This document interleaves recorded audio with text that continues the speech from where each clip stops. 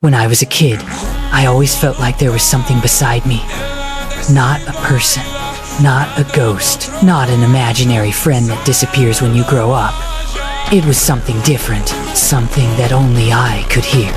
Something that kept asking me questions that nobody else asked. Why are you stopping? Why are you afraid?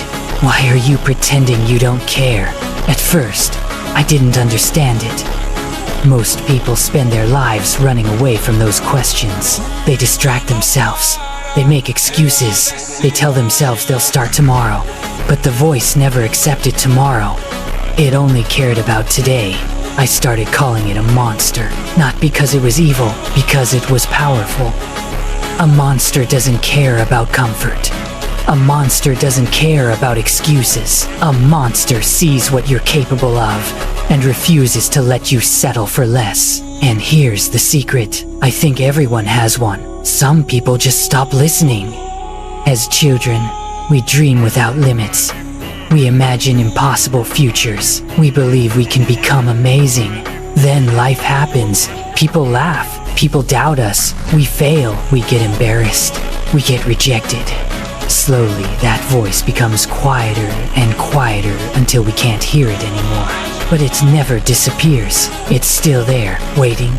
So if you want to improve yourself, if you want to become stronger mentally, physically, emotionally, or spiritually, then create your own monster. Close your eyes for a moment and imagine the greatest version of yourself. Imagine the version of you that never gives up, the version that trains when tired, the version that studies when distracted, the version that keeps promises, the version that isn't controlled by fear, the version that walks into challenges instead of away from them. Now give that version a form. Maybe it's a shadow, maybe it's a beast, maybe it's a warrior, maybe it's something nobody else would understand. It doesn't matter. What matters is that it represents your highest standard. Now imagine that monster standing beside you every day. When you wake up late and want 5 more minutes in bed, the monster asks, will 5 minutes change your life, or will your actions? When you're about to quit because progress is slow, it asks, did you expect greatness to be easy? When you're afraid to try something new, it asks, are you protecting yourself from failure? Or are you protecting yourself from growth? Notice something? The monster doesn't give you answers. It gives you better questions. And better questions create better decisions. Every day you are fighting battles that nobody can see. The battle against laziness. The battle against fear. The battle against doubt. The battle against distractions. The battle against the voice that says, maybe I'm not good enough. Your monster exists to fight alongside you in those battles. Not by carrying you, not by saving you, but by reminding you who you are supposed to become. Because the truth is, most people don't fail because they're weak.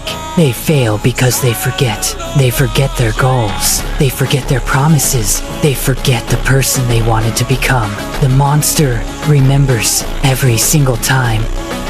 Imagine spending an entire year listening to that monster. 1 year, whenever you want to procrastinate, it speaks. Whenever you want to quit, it speaks. Whenever you're afraid, it speaks. Whenever you make excuses, it speaks. At first, you'll hate it. You'll argue with it. You'll ignore it. You'll try to silence it. Because growth is uncomfortable. The person you are today was built by your current habits. The person you want to become requires different habits. That change creates resistance. And resistance hurts. But that's where the monster becomes valuable. It reminds you that discomfort is not danger. Read that again. Discomfort is not danger. Most people confuse the two. Studying is uncomfortable. Training is uncomfortable. Learning is uncomfortable. Failure is uncomfortable. Being disciplined is uncomfortable. But none of those things are dangerous. The monster teaches you to stop running from discomfort and start using it as a compass. If something meaningful feels difficult, maybe that's exactly why you should do it. Another thing your monster should teach you is responsibility, not blame. Responsibility. Blame focuses on the past. Responsibility focuses on the future. Maybe your circumstances aren't fair. Maybe people doubted you. Maybe opportunities were taken from you. Maybe you've made mistakes. The monster doesn't waste time arguing about any of that. It only asks one question: what are we doing next? Because growth begins when you stop asking why your life is difficult and start asking what you're going to do about it. The strongest people in the world aren't the ones who never struggle. They're the ones who keep moving while struggling. Your monster understands that. That's why it never demands perfection. It demands effort. Effort is available every day. The monster doesn't care if you're the best in the room. It cares whether you're better than yesterday.